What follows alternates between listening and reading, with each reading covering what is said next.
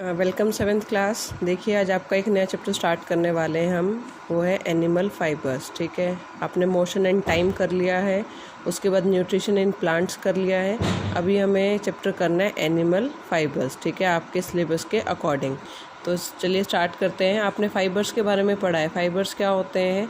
जो आपका मेनली धागे से पहले की प्रोसेस होती है, जिससे धागा हमारा बनता है, उसको तो यार्न बोलते हैं।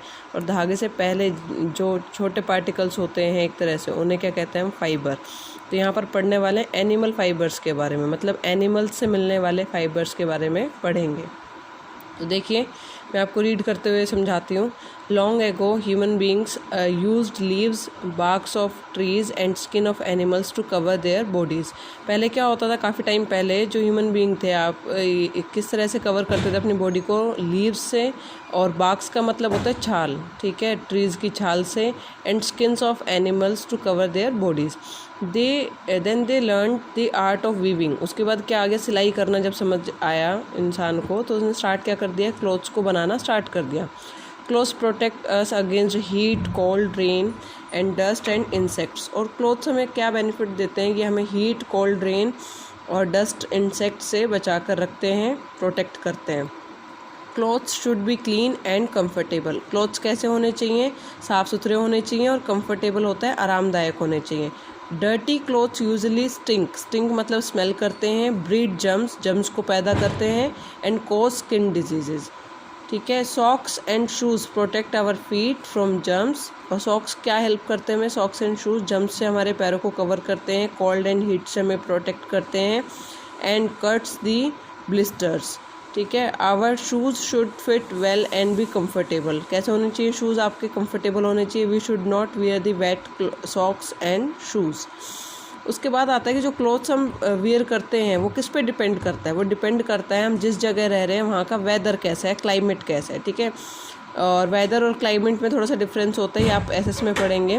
क्लाइमेट होता है ज़्यादातर वहाँ का वातावरण कैसा रहता है, और वेदर होता है जो कुछ दिन के लिए चेंज होता रहता है। तो मेनली जैसे इंडिया का क्लाइमेट हॉट है, ठीक है, तो हम क्लाइमेट को देखेंगे। यहाँ पर क्लाइमेट कैसा है? अगर समर है तो समर में हम कैसे लाइट कलर्ड कपड़े पहनते हैं, कॉटन के कपड़े पहनते हैं, इस तरह से। ठीक है। So in summer we wear loose light coloured cotton clothes. Cotton clothes allow air to circulate freely. ठीक है। कॉटन क्लॉथ्स क्यों पहनते हैं हम? ताकि ईजिली जो एयर है वो सर्कुलेट हो सके, and so heat of the body escape. जो हमारी बॉडी हीट रिलीज़ करती है वो ईजिली रिमूव हो सके। ठीक है। एस्केप मतलब निकलना या रिमूव करना। White cotton clothes reflect heat. और वाइट कलर या लाइट कलर क्यों पहनते हैं हम गर्मियों में? ताकि वो ईजिली लाइट को या हीट को रिफ्लेक्ट करें और बॉडी को कूल रखें। They absorb sweat and also prevent skin irritation. और स्वेट को वो ईजिली एब्जॉर्ब कर लेते हैं, और जिससे कि हमें स्किन इरिटेशन नहीं होती। In winter we wear. अब नेक्स्ट आता है विंटर के अंदर हम क्या पहनना पसंद करते हैं, किस तरह के कपड़े?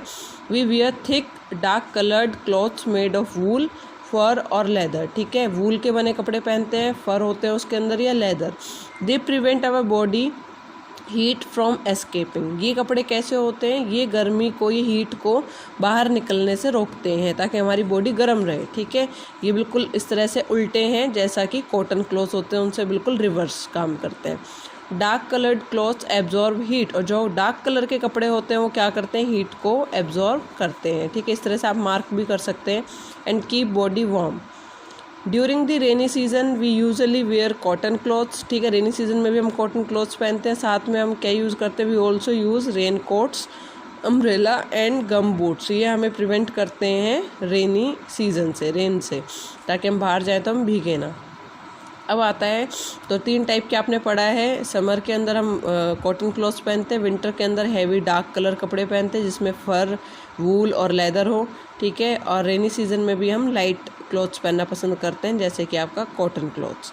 फिर आता है नेचुरल फाइबर्स। नेचुरल फाइबर्स होता है एक तो आपका, ठीक है, और एक होता है सिंथेटिक फाइबर्स। नेचुरल फाइबर्स होता है जो हमें नेचर से मिलता है। ठीक है। सिंथेटिक फाइबर होता है जो केमिकल से बनता है। तो नेचुरल फाइबर क्या होता है? Some of our clothes are made from yarns derived from animal fibre. ठीक है।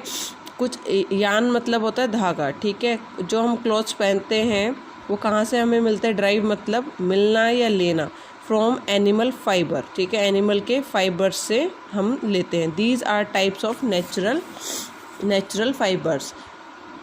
As they are obtained from nature, certain fibers are not made from natural resources. But कुछ ऐसे होते हैं जो natural resources से नहीं मिलते हमें, तो वो कैसे होते हैं? Chemicals से हम man made होते हैं वो. Chemicals are used to make such fibers. These are fibers called synthetic fibers. या बड़ी क्लासेस में पढ़ेंगे synthetic fibers के types और इन्हें कैसे बनाया जाता है. ठीक है, आज हम पढ़ने वाले हैं नेचुरल फाइबर्स, जिसके अंदर प्लांट फाइबर्स होता है या एनिमल फाइबर्स होते हैं. ठीक है, दो टाइप्स आप इसको कैटेगरी में डाल सकते हैं. जो हमें प्लांट से मिलता है फाइबर्स वो प्लांट फाइबर है, जो एनिमल से मिलते हैं फाइबर वो एनिमल फाइबर्स है. ओके, मेनली हम पढ़ेंगे डिटेल में एनिमल फाइबर्स के बारे में इस चैप्टर में. ठीक है, प्लांट फाइबर्स क्या है? These include cotton and most widely used all the textile fibres. Flax होता है सन को बोला जाता है, खेतों में लगाया जाता है, इससे भी कपड़े के लिए इसको निकाला जाता है फाइबर्स को. ठीक है, हेम्प का मतलब होता है भांग एंड जूट, इनसे भी कपड़ा बनाने के लिए धागा लिया जाता है. The base of plant fibre, जो प्लांट फाइबर है मेनली वो किस चीज़ पर डिपेंड करता है? सेलुलोज एक तरह से आप कह सकते हैं एक चीज़ होती है प्लांट्स के अंदर, जो सेलुलोज होता है, धागा कह सकते हैं, जो धागे टाइप में स्ट्रक्चर होता है प्लांट्स के अंदर वो सेलुलोज होता है. इसके कारण से ही क्या बन पाते हैं? आपका प्लांट्स से हम फाइबर ले पाते हैं. Which is the material used by nature as a structural material in the plant world. ठीक है, प्लांट से जो हम धागा ले पाते हैं वो सेलुलोज के कारण ही ले पाते हैं, ये आपको ध्यान रखना है.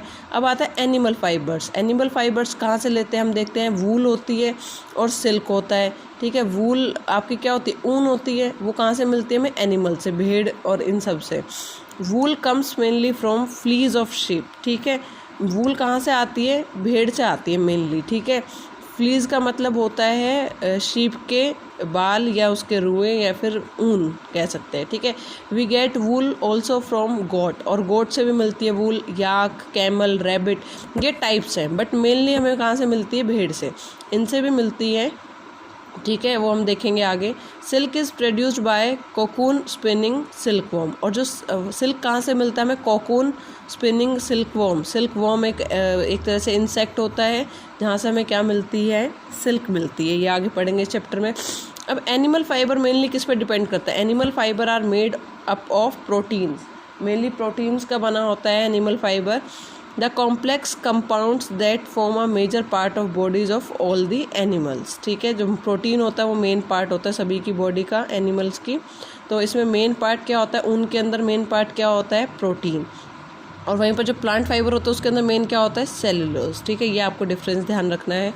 अब इसके अंदर एक एक्टिविटी बताई गई है, experimental investigation. Collect samples of various types of clothes. आपको अलग अलग टाइप के क्लोथ्स को घर में से इकट्ठा करना है, उनको कट करना है. कट स्क्वेयर पीसेस में कट करके with side of 1 inch 1 inch में from each of these cloth sample. Identify them as woolen, silk, cotton, synthetic and paste them in your notebook. एक नोटबुक के अंदर आपको ये पेस्ट करना है. ठीक है, ये आपकी एक्टिविटी हो जाएगी एक दिन सैटरडे के लिए. Okay class, thank you. आज के लिए इतना ही. आज हमने देखा है कि एनिमल फाइबर्स होते हैं तो उसमें क्या क्या होता है आपका. तो पहले हमने देखा कि पहले क्लोथ्स नहीं होते थे. अब क्लोथ्स कब से स्टार्ट हुए? जब से सिलाई सीखी इंसान ने करनी.